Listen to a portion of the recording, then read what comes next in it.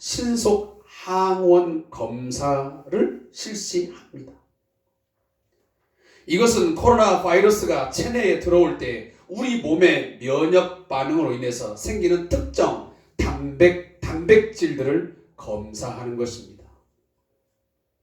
이것은 매우 신속해서 검사 후 현장에서 약 20분 내지 30분이면 확인을 할 수가 있습니다. 우리 좀 나이가 드신 우리 어르신들은 잘 모르겠지만 요즘에 젊은 층들이 쓰는 이 임신 테스트기가 있습니다. 그 테스트기와 상당히 유사합니다. 그래서 거기에 방울을 한 3방울, 4방울 떨어뜨리면 그 물질이 들어가면서 거기에 C 라인과 T 라인이 있습니다. C자, T자 써 있는데 그 C 라인과 T 라인을 지나가면서 C 라인에만 선이 빨간색으로 나타나면 그것은 음성. 만약에 C 라인과 T 라인 두 라인에 두 선이 빨간색으로 나타나게 되면 양성자로 판정이 되는 것입니다. 이것은 물론 PCR 검사보다는 정확성이 다소 떨어지기 때문에 물론 약간의 단점이 있지만 빠른 시간 내에 확진자를 알아낸다는 데 장점이 있는 것입니다. 그리고 추후반에 가면 여러분들이 아마 선별진료소에 가면 받는 검사입니다. 이것은 비인두 도말 PCR 검사라 해가지고 저희 간호팀도 그렇게 하고 있는데 코 속 깊숙이 면봉을 거기에 선이 그어져 있습니다. 거기까지 집어넣어서 약간 돌리는 작업을 이렇게 하고 나서 빼내죠. 그것을 가지고 이제 그 통에다가 밀봉을 하여가지고 보관통에 넣어서 저희가 이제 보건소에 보내게 되면 거의 24시간 이내에 진단 결과가 나오게 되어 있습니다. 이것이 시간은 좀 아까 그것보다 시간은 걸리지만 가장 정확도가 높다 해서 표준 검사법으로 사용되고 있습니다.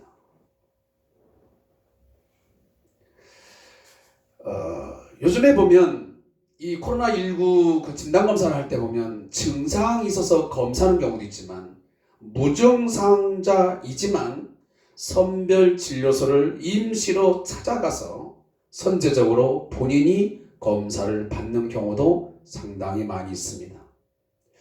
어젠가 그전가도 어떤 엄마와 딸이 그냥 그래도 몸에 혹시라도 그 바이러스가 침투해서 문제 생기면 안 되니까 딸하고 엄마가 그냥 서로 의견이 일치가 돼가지고 가까운 선별진료소 가서 한번 검사 받아보자 해서 검사를 받았는데 엄마와 딸이 동시에 확진자가 되어서 양성 판정을 받았습니다.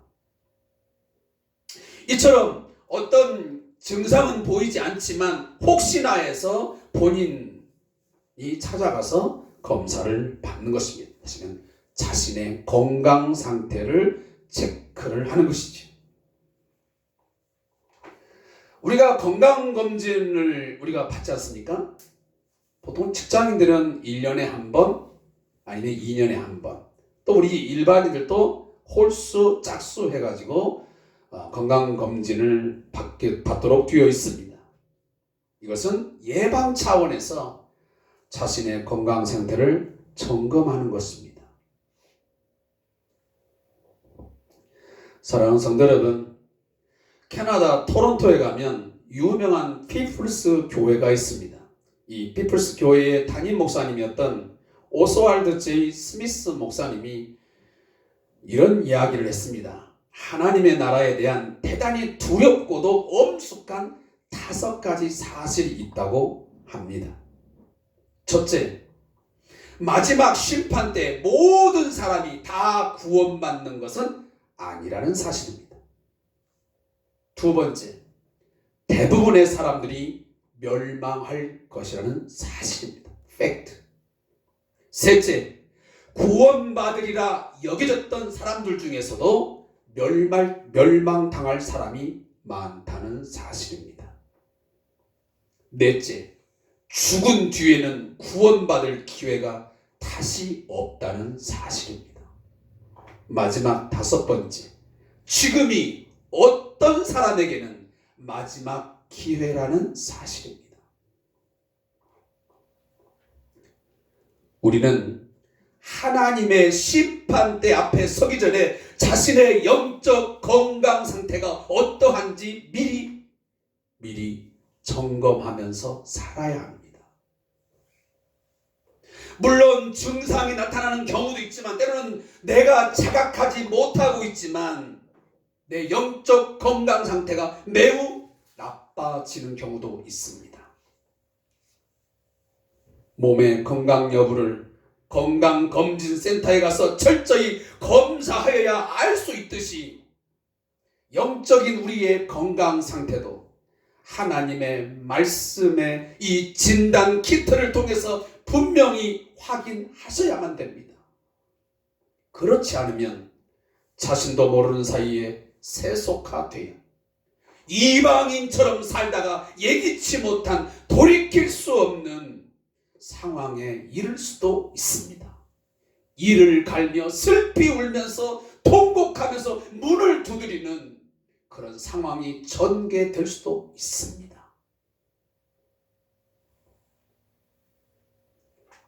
코로나19 바이러스 전염과 암세포의 발생으로 인한 어려운 상황과 후유증에 대해서는 그토록 두려워하면서 또한 그 두려움 때문에 진단검사를 받고 건강검진을 자처하여 받으면서 왜 우리는 영적 건강 상태에 대해서는 무지한 것입니까?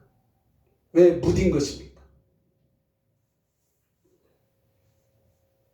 어떤 사람들은 자신의 육체의 건강검진을 위해서 사전의 건강을 체킹하기 위해서 예방하기 위해서 수십만 원, 수백만 원을 들어가면서 종합검진을 받습니다. 사랑하는 성도 여러분, 코로나19, 암세포는 또 어떤 불치의 병은 그 몸은 죽일 수 있을지는 몰라도 영혼까지는 어찌하지 못합니다. 우리가 그토록 무서워하는 암, 코로나19, 그것은 우리의 몸은 해칠 수 있지만 영혼까지는 해칠 수는 없는 것입니다. 그러나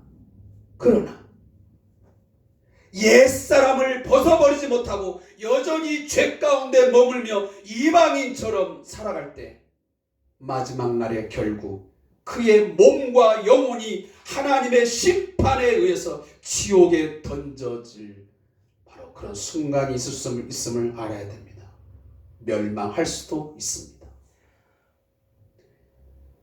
따라서 예수님은 마태복음 10장 28절에서 말씀하시기를 몸은 죽여도 영혼은 능히 죽이지 못하는 자, 몸은 죽여도 영혼은 능히 죽이지 못하는 것, 그것을 두려워하지 말고 오직 몸과 영혼을 능히 지옥에 멸하실 수 있는 이를 두려워하라 라고 말씀하신 것입니다.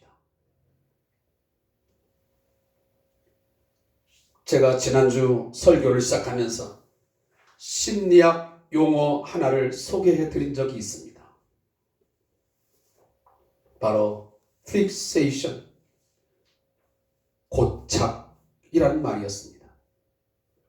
새로운 행동이 요구될 때에도 먼저 했던 말이나 행동을 되풀이하는 상태를 바로 고착이라는 말로 풀이할 수 있습니다. 병적인 집착입니다. 과거의 유치한 습관, 부정적인 습관을 버리지 못하고 계속 유지함으로써 심적인 안정을 얻으려고 하는 현상을 가리켜서 바로 fixation, 고착 상태라고 말하는 것입니다.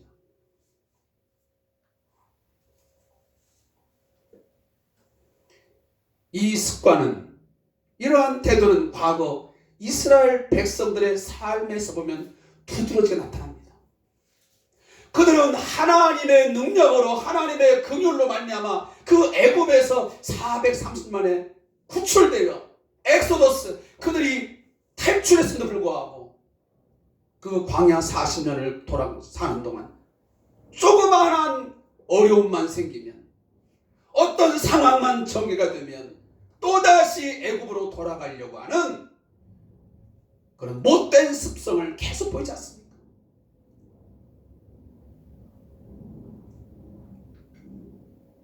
본문에서 사도 바울은 에베소 교회 성도들에게 강하게 권면합니다.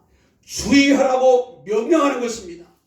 4장 17절입니다. 그러므로 내가 이것을 말하며 주 안에서 증언하노니 이제부터 너희는 이방인이 그 마음에 허망한 것으로 행함같이 행하지 말라. 이제부터 너희가 전에는 예수를 믿기 전이었고 예수를 알기 전이었고 구원받기 전이었기 때문에 그렇게 행하는 것이 용인되고 넘어갈 수 있는 문제인지는 모르겠지만, 이제부터 너희가 이제는 새 사람으로 창조되었고 너희가 주 예수 그리스도의 피로 말미암아 구속 죄사함 받아 하나님의 자녀가 되었다면, 하나님이 거하실 새로운 성전으로 지음을 받는 그런 교회 공동체를 한다면 더 이상 허망한 것으로, 그 마음에 허망한 것으로 행하는 그 삶을 제발 좀 버려라. 이제는 정말 제발 이방인처럼 허망한 것으로, 세상적인 헛된 욕망에 사로잡혀가지고 방향도 없고 목적도 없는 그 텅 비고 공허한 무가치한 삶을 살지 말라고 거듭 촉구하고 있는 것입니다. 오늘 이 말씀은 저와 여러분이 반드시 들어야 될 중요한 메시지입니다.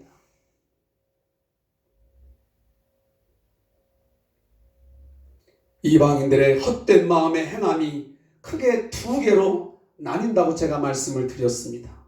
그 첫 번째가 이 어두운 생각과 그 어두운 생각으로 인한 무지 그리고 무감각해짐입니다. 두 번째는 하나님의 생명에서 떠나 자신을 방탕에 내어주는 것입니다. 그 첫 번째로 18절에 보니까 그들의 총명이 어두워지고 그들 가운데 있는 무지함과 그들의 마음이 굳어짐으로 말미암아 하나님의 생명에서 떠나 있다. 다시 하면 이 총명, 이해력이, 영적 이해력이 어두워지니까 결국은 그들의 무지함으로 인하여 헛된 마음의 행함이 있는 것입니다. 사랑하는 성도 여러분, 어두움은 곧 무지함입니다. 우리가 지금 빛이 비춰지기 때문에 이 사물을 인식할 수 있게 되는 것입니다.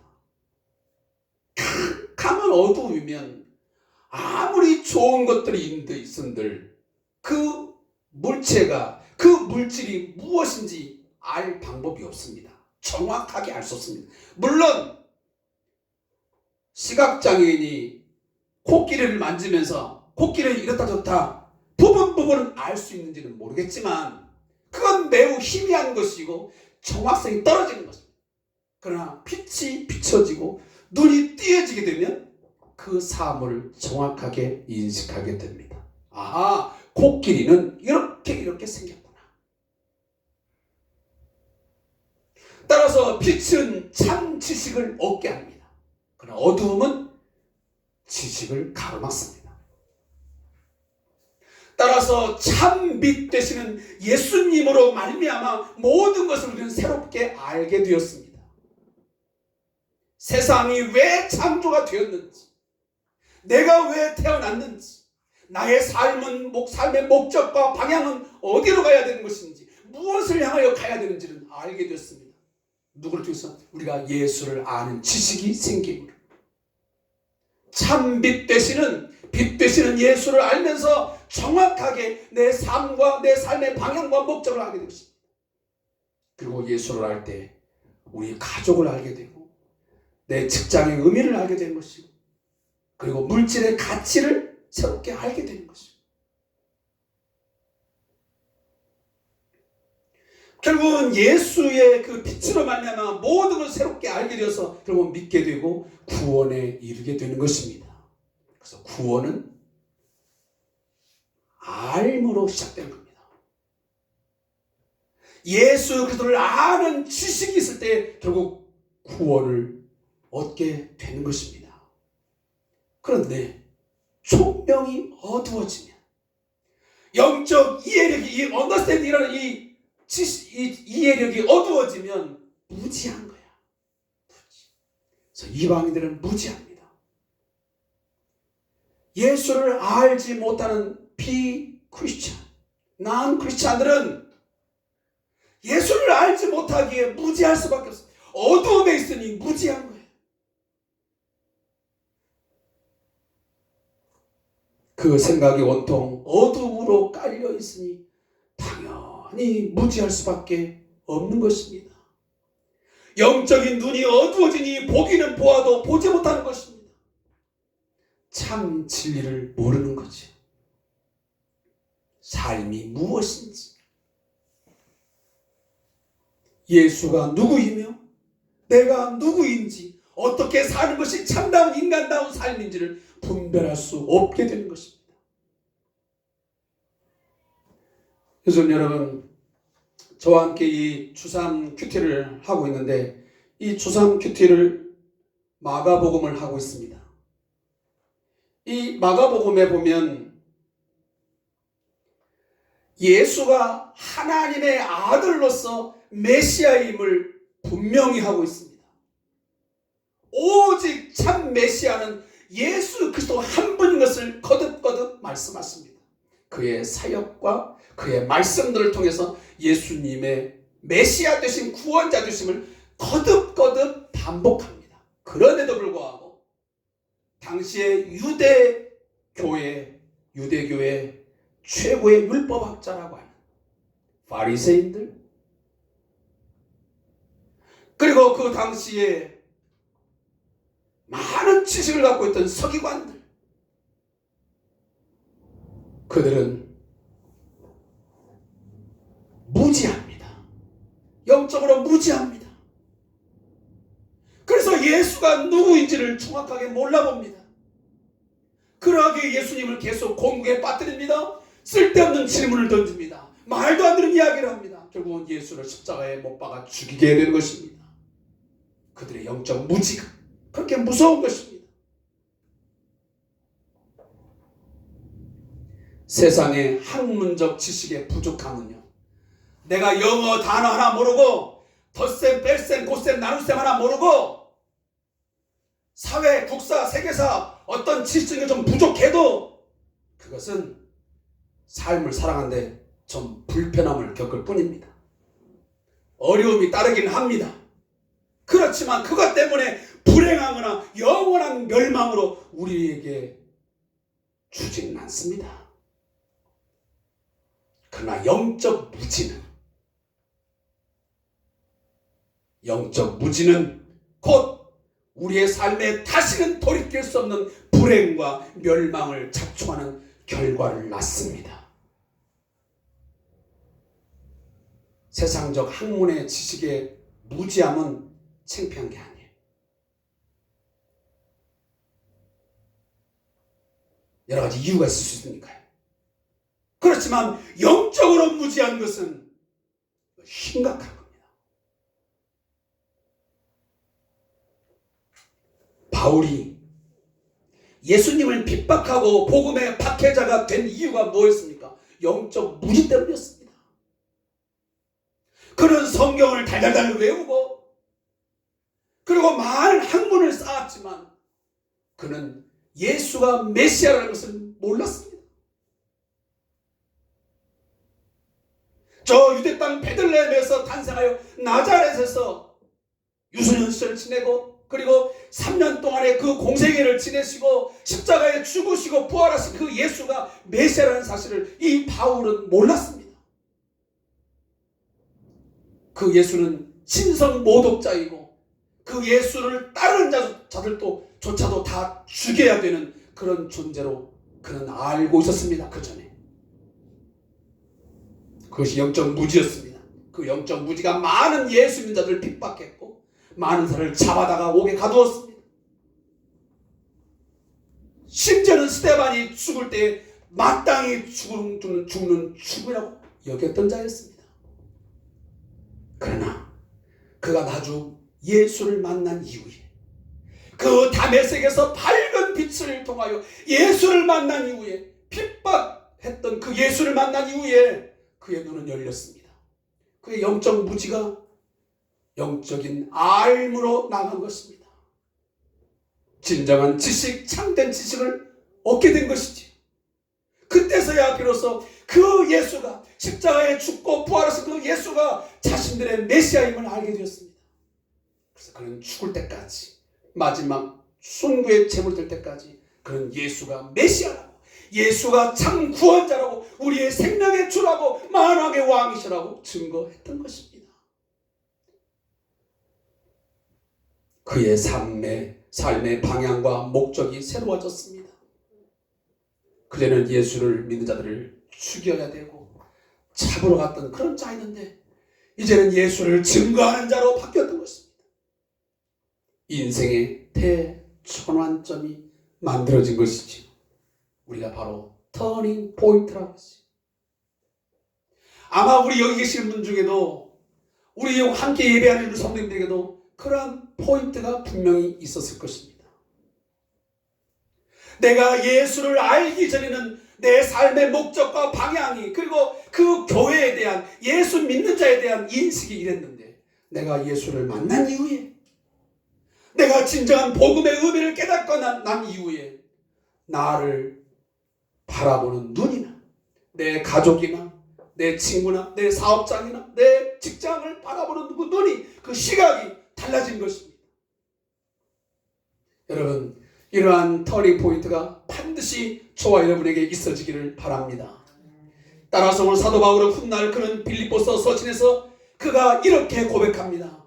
내가 예수를 만나기 전, 참 빛 되시는 예수의 빛을 받기 전에는 그 가지고 있던 모든 과거의 지식은, 어두움 속에 가졌던 지식이, 그것은 다 똥 같은 것이다. 배설물 같은 것이다. 따라서 이제는 내가 예수 그리스도를 아는 지식, 그 빛 되시는 예수님을 만나고 나서 알게 된 그 지식이 나는 가장 고상한 지식인 줄로 내가 안다. 여러분, 이 세상의 최고의 지식은 예수를 아는 지식인 줄로 믿습니다. 그 예수를 아는 지식이 우리의 진정한 삶의 목적과 방향과 그 방법을 새롭게 깨닫게 한 것입니다. 이사야서는 우리에게 남유다에 대한 하나님의 징계의 목적이 무엇인지를 분명하게 보여줍니다. 그것은 바로 영적 무지 때문이었습니다. 당시 이사야 당시에 그들이 하나님을 잘 아는 것 같았지만, 하나님의 말씀을 잘 깨닫는 것 같았지만 그들은 영적으로 무지했습니다. 그래서 헛된 제물과 헛된 제사를 드렸습니다. 아무리 하나님 말씀이 들려와도 그들은 하나님의 시그널, 이 하나님의 어떤 사인에 무지했습니다. 하나님의 음성이 들려와도 듣지를 못했습니다. 결국 그들은 삶의 방향을 잃고 비틀거립니다. 종교적인 모습은 있습니다. 종교적인 어떤 형식은 있습니다. 그러나 하나님이 인정하시는 진정한 신앙의 모습은 찾아볼 수 없었습니다. 그게 영적 무지의 어리석음이고 안타까움입니다. 오늘 예수 믿는 우리들 가운데도 자기 자신은 성경을 많이 알고 있다고 생각하고 굉장히 영적으로 똑똑하고 잘났다고 생각하지만, 그러나 잘못된 영적 지식 때문에, 영적인 무지함 때문에 방향을 잃고 방황하며 비틀는 사람 많습니다. 헛된 삶, 헛된 제사, 헛된 그런 삶의 상황 속에 살아가는 사람 많다고 말입니다.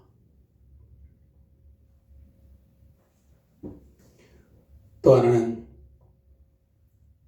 이 허망한 마음은 결국 마음의 굳어짐으로 말미암아 하나님의 생명에서 떠나게 합니다. 여기 굳어졌다는 말은 석회석이라는 뜻입니다. 마음이 굳어져서 아예 돌이 되어 버렸습니다. 강팍해지고 마비되었습니다. 마음이 닫힌 상태, 즉 완고함을 가리키는 단어입니다. 사람들에게는 신앙적 양심이 있습니다. 그런데 이 모든 것이 굳어져 버려서 감각이 없어지는 것입니다. 죄는 우리의 마음을 점점 굳어지고 무감각하게 만듭니다. 한 번 죄를 지으면 마음이 아프다가도 그 다음 2번, 3번 지으면 그 죄에 대한 감각이 무뎌지기 시작합니다. 심지어는 그 죄를 지으면서 즐깁니다.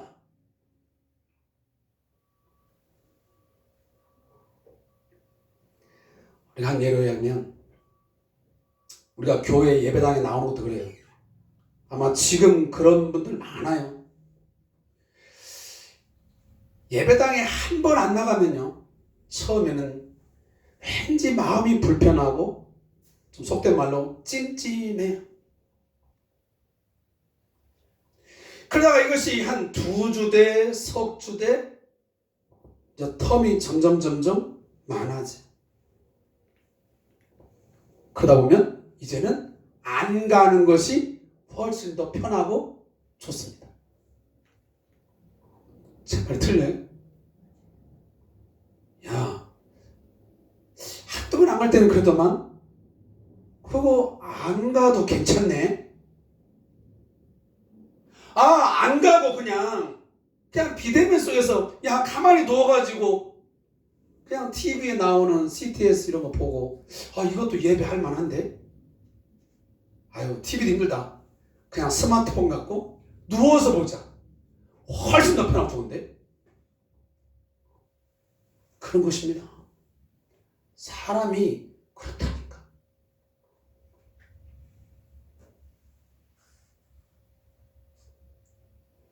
여러분, 헌금 생활도 그래요. 11조든 감사 생활이든 뭐든 이걸 한 번, 2번 횟수가 많아지면 많아질수록 빈손으로 가도 아무 문제 없습니다. 여러분, 부모님 찾아갈 때 어떻게 찾아갑니까? 여러분, 정말 내가 귀한 손님, 또 어떤 귀한 어떤 은혜를 입은 사람, 나와 어떤 좋은 관계의 사람 내가 찾아갈 때 우리 빈손 갑니까? 여러분들은 가는지 모르면 저는 잘 못 갑니다. 그리고 저는 꼭 첫 만남을 갈 때는 제가 꼭 선물을 가져가든 아니면 제가 밥을 꼭 삽니다. 그래야 제가 불편하지 않습니다. 그리고 제가 그래요. 제가 목사지만 절대 내가 그렇게 하지 마세요. 제가 첫 번은 대접을 하고 싶습니다. 근데 어떤 사람들은 매번 만나도 그냥 당연히 나는 얻어먹는 사람. 그냥 저 사람은 늘 나를 만나면 돈을 내야 하는 사람. 그게 얄미운 사람 있어요. 있어요, 없어요? 여러분 주변에 없나 보네. 제 주변에 있어요.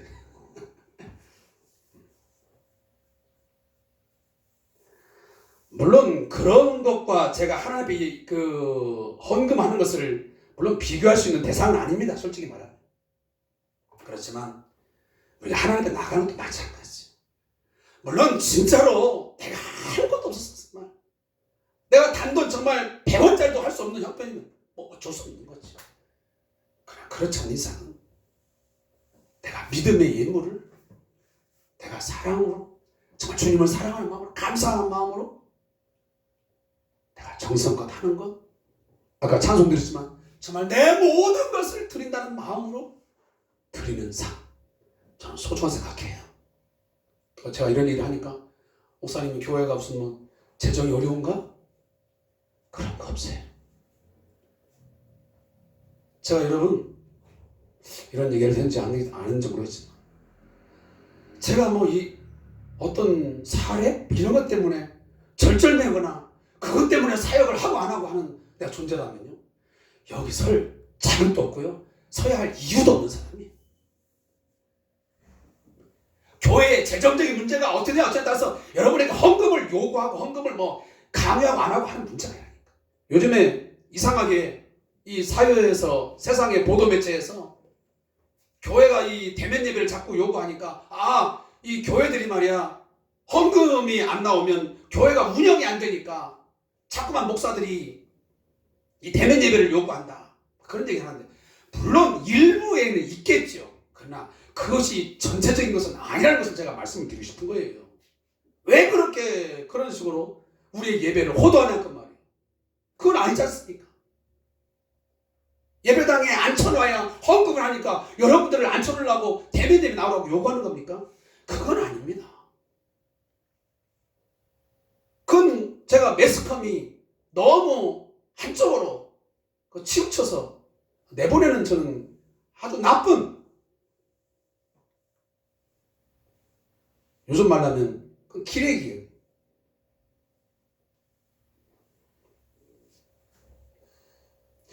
제가 지난주 관악구에 있는 어느 교회 목사님과, 꽤 상당히 한 중형교회 되는 사이즈의 교회 목사님인데 제가 통화를 했습니다. 그러면서 요즘 코로나19로 인한 이 교회의 상황에 대해서 이런저런 이야기를 했습니다. 그때 공통사가 그겁니다. 과연 코로나 이후에 과연 이 대면 예배가 다시 회복되어도 그 전처럼 많은 성도들이 과연 예배에 변함없이 동참하겠는가? 그리고 저도 마찬가지지만 그 교회도 여전히 동영상을 내보내고 있다고 합니다. 근데 그 목사님 그러더라고요. 그 동영상을 보면서 예배하는 사람보다는, 제가 아까 좀 전에 얘기했지만 그냥 시청한 사람이 많다. 그냥 시청하는 거예요. 여러분, 시청하는 것과 그것을 보면서 예배하는 것은 다른 차원입니다. 시청은 드라마처럼 그냥 보는 것입니다. 그러나 동영상 예배는 다른 거예요.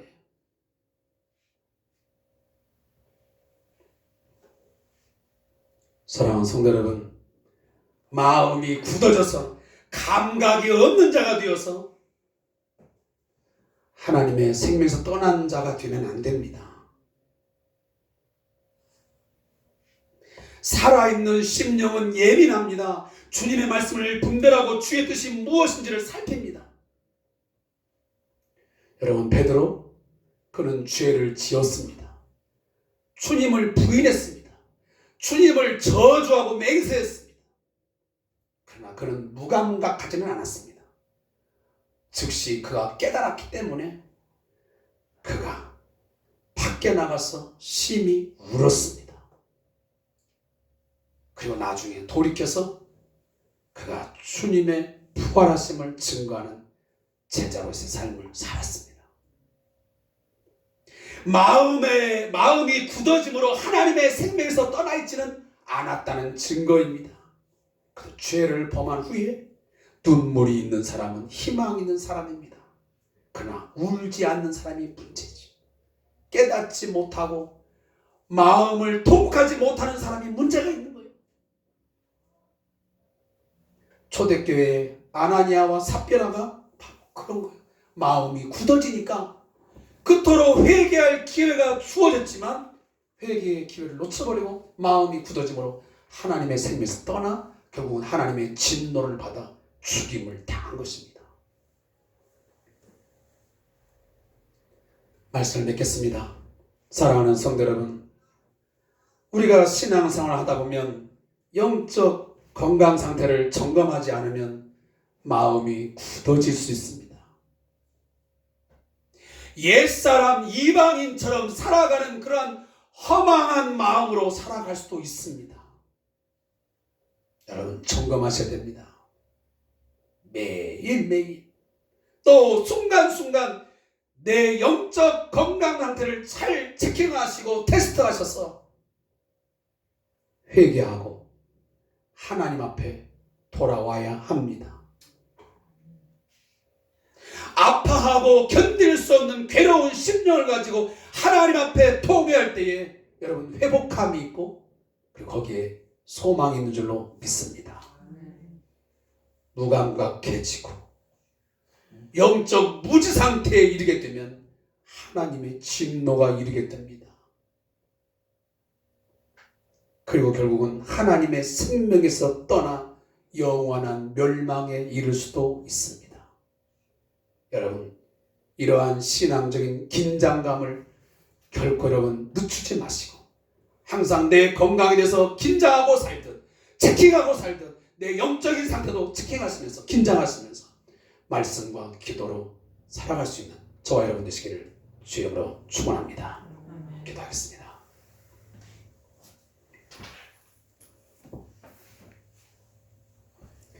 하나님 아버지, 오늘도 말씀의 빛을 통해서 또한 이 기도의 순간을 통해서 우리 자신의 영적 건강 상태를 체킹할 수 있게 하시니 감사합니다.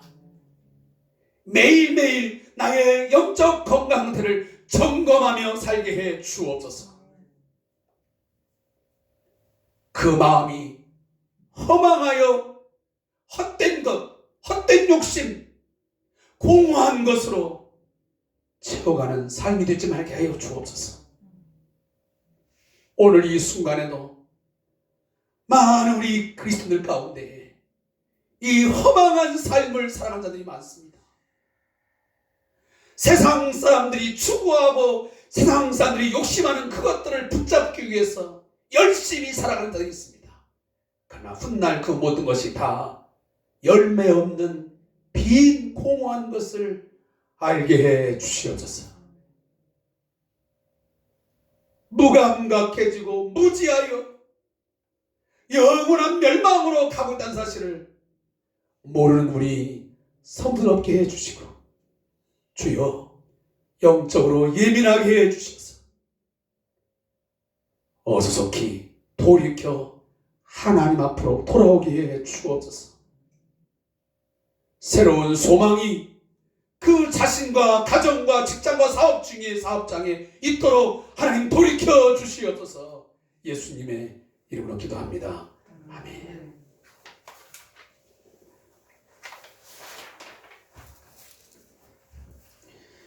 우리 찬송가 436장 함께 드리겠습니다.